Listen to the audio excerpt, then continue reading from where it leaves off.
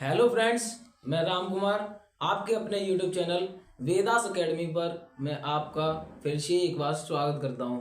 जैसा कि आप थंबनेल देख पा रहे हैं, आज हम उत्तर प्रदेश पुलिस स्पेशल या फिर एक तरह से हम देखें तो उत्तर प्रदेश स्पेशल के एक बहुत अच्छे टॉपिक जिससे क्वेश्चन आना ही आना है, मतलब एक नंबर तुम्हारा पक्का होने होना है, उस पर चर्चा करने जा रहे हैं। और उस टॉपिक का नाम है उत्तर प्रदेश के घराने। क्या नाम है? उत्तर प्रदेश के घराने। घरानों से एक क्वेश्चन हर बार पेपर में पूछा ही जाता है, तो हम सीधे किस पे बात करते हैं? लखनऊ घराना पर बात करेंगे। सबसे पहले किस पे बात करेंगे? लखनऊ घराना। क्योंकि एक तरह से हम देख सकते हैं कि इस समय जो शासक हुए हैं वो कौन हुए हैं? वाजिद अली शाह। और वाजिद अली शाह के समय में जो लखनऊ घराना है उसका क्या होता है? जन्म होता है। एक तरह से वाजिद अली शाह को ही क्या बोलते हैं? जो कथक है, कथक का क्या बोलते हैं? जन्मदाता किसे बोला जाता है? तो वाजिद अली शाह को ही कहा जाता है। वाजिद अली शाह के शासन को ही क्या बोलते हैं हम? तो भाई इसको ही हम स्वर्ण युग भी बोलते हैं। क्या? स्वर्ण युग बोल देते हैं ऐसे। अब आगे देखिए, वाजिद अली शाह के यहाँ पे एक नृत्य का आयोजन कराया जाता था। उस नृत्य का क्या नाम है? रहस्य नृत्य। रहस्य नृत्य का आयोजन किया जाता था और उस नृत्य में जो वाजिद अली शाह है वो स्वयं ही क्या बन जाते थे? श्री कृष्ण बन जाते थे।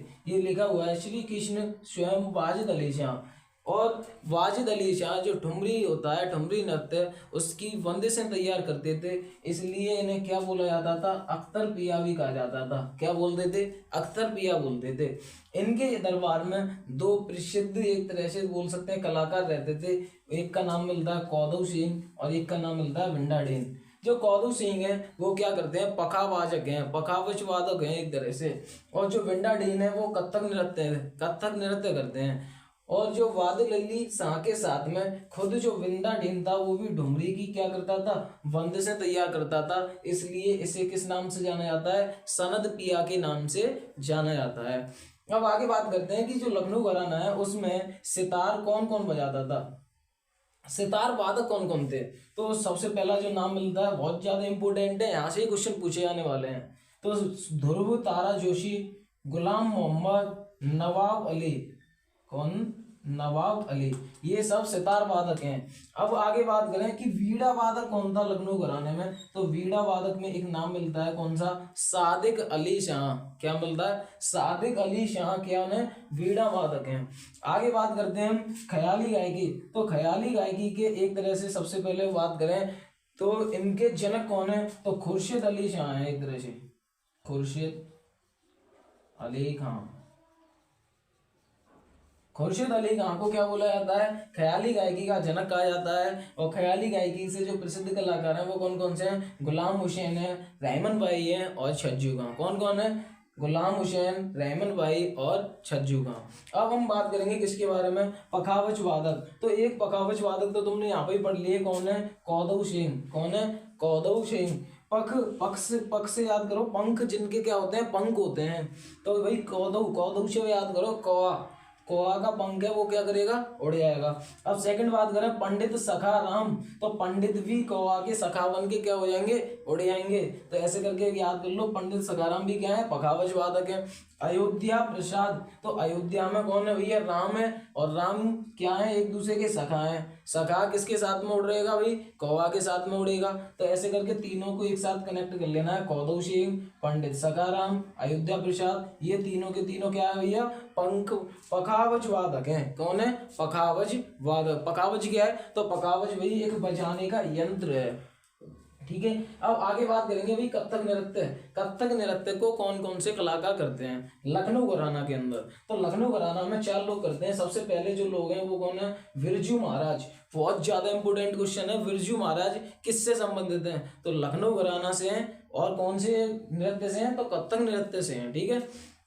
लखनऊ घराना के अंदर जो कथक नृत्य है उसमें से किस व्यक्ति को पद्म पुरस्कार मिल चुका है? तो कौन से है वो? बिरजू महाराज को क्या मिल चुका है? पद्म पुरस्कार मिल चुका है। अब आगे बात करें हम, शंभू महाराज हैं, लच्छू महाराज हैं और विंडा डेन है। कौन कौन है? बिरजू महाराज, शंभू महाराज, लच्छू महाराज और विंडा डेन। क्या ये कथक नृत्य हैं? अब आगे बात करेंगे हम गजल गायिका। जो लखनऊ घराने में जो गजल गाते थे वो कौन है? तो गजल गायिका कौन थी? तो वो कौन थी?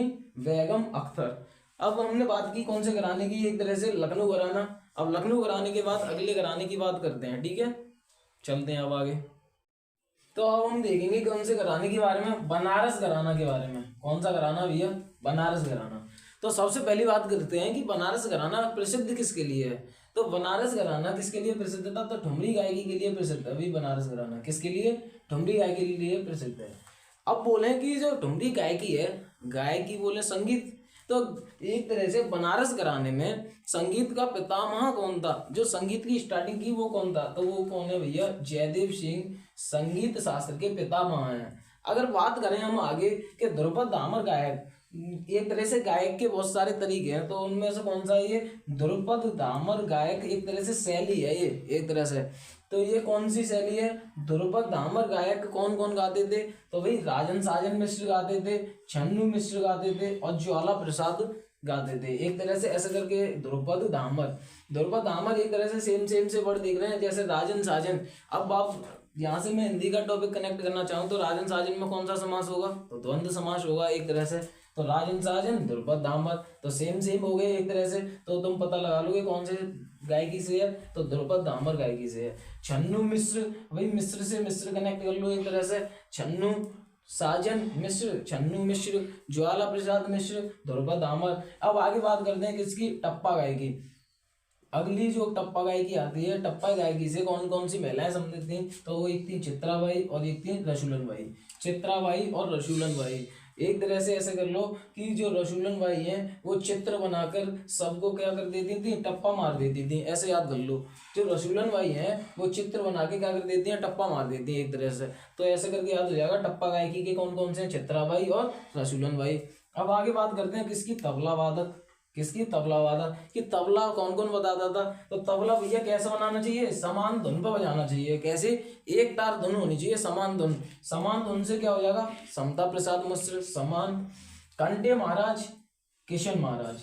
तो भाई कंठ से एक तरह से जो आवाज आती है वो कहाँ से आती है? तबला के कंठ से निकल के आ रही है। तो भाई क्या बन जाएगा? कंठे महाराज बन जाएंगे यहाँ से। किशन, एक तरह से जो तबला बजा रहा है वो कौन बजा रहा है? किशन बजा रहा है। और किस तरीके से बजा रहा है? अनोखे तरीके से बजा रहा है भाई। जो किशन है ना वो अनोखे तरीके से तबला बजा रहा है। कैसी धुन निकल रही है? समान धुन निकल रही है।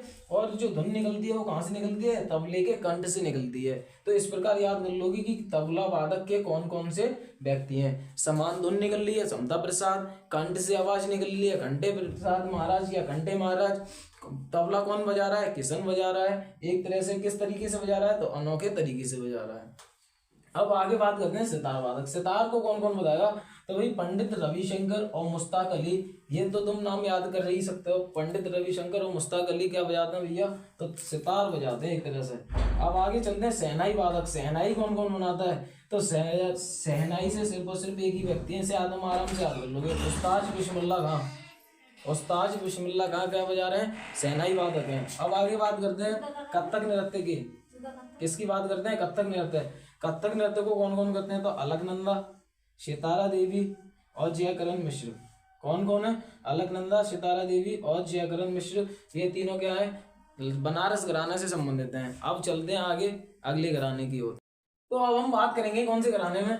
अब अगले घराने की बात करते हैं, रामपुर घराना। अभी हमने कितने घराना पढ़ लिए? 2 घराना पढ़ लिए, बनारस घराना और लखनऊ घराना। अब हम बात करते हैं रामपुर घराना। तो रामपुर घराना के जो संस्थापक हैं वो कौन मिलते हैं भाई? नैगत गां सदारंग मिलते हैं। कौन? नैगत गां सदारंग रामपुर घराने के संस्थापक मिलते हैं। अब अगले घराने की बात करें तो शाहजहाँपुर घराना। जो शाहजहाँपुर घराना वो किसके लिए प्रसिद्ध है? तो सरोद वादन के लिए प्रसिद्ध है। किसके वाले के लिए? सरोद वादन के लिए प्रसिद्ध है। कौन सा घराना? शाहजहाँपुर घराना।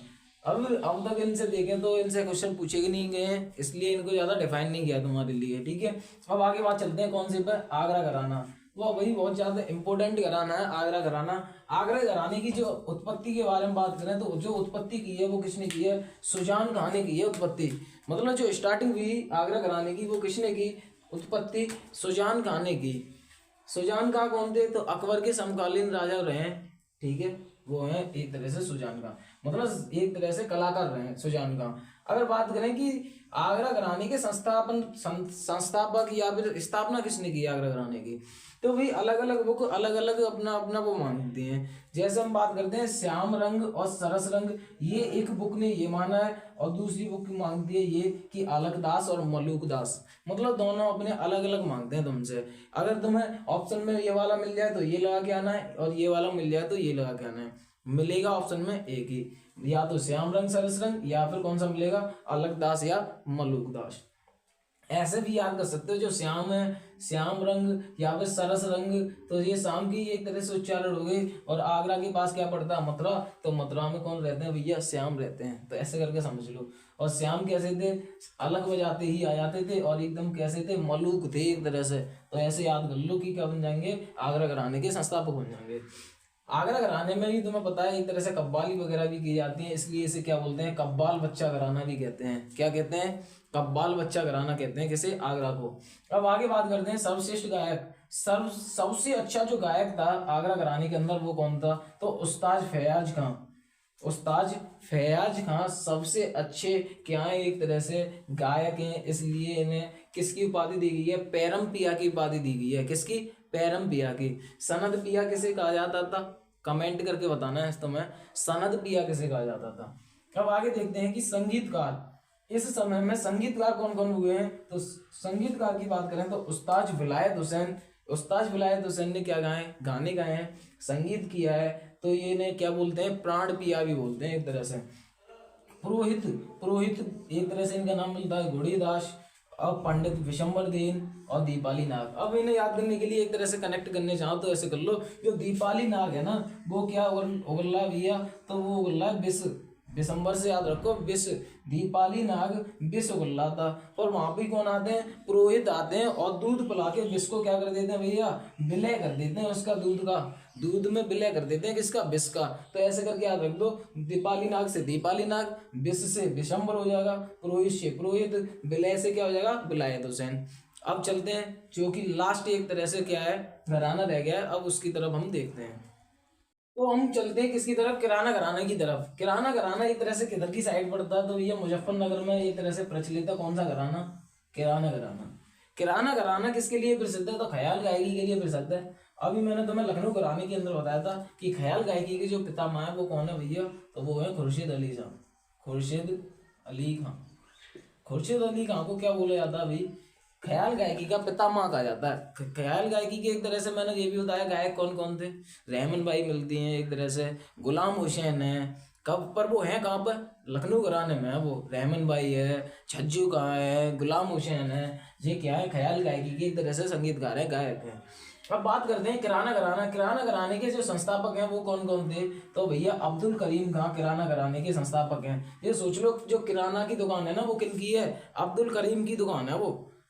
किराना घराना एक तरह से जो किराने की दुकान है वो किनकी है, अब्दुल करीम की है। अब्दुल करीम ने किराना की क्या कर दी, एक तरह से स्थापना कर दी। अब बात करते हैं कि किराना घराना की गायक कौन कौन है भैया। तो एक तरह से ट्रिक बनाने की कोशिश कर रहा हूँ, समझ में आया तो एक तरह से बढ़िया है, वरना सीधे सीधे याद कर लेना। पंडित भीमसेन जोशी, गंगूबाई, काले खां और हीराबाई। तो जब पंडित भीमसेन जोशी गाते हैं ना, तो जो गूंगे व्यक्ति हैं और जो काले व्यक्ति हैं वो भी हीरा की तरह गाने लगते हैं। किसकी तरह, पंडित भीमसेन जोशी जब गाते हैं तो उससे क्या हो जाएगा, पंडित भीमसेन जोशी। गूंगे से याद रखो गूंगी बाई, गंगूबाई एक तरह से। काले से याद रखो काले खां, हीरा की तरह से याद रखो हीराबाई। जब पंडित भीमसेन जोशी गाते हैं ना, तो गूंगे और काले व्यक्ति भी हीरा की तरह गाने लग जाते हैं एक तरह से। तो आशा करता हूँ कि आज की क्लास तुम्हें समझ में आई होगी। तो अगर क्लास तुम्हें अच्छी लगी हो तो क्लास को अधिक से अधिक लाइक करें, शेयर करें और चैनल को सब्सक्राइब करें। जय हिंद साथियों।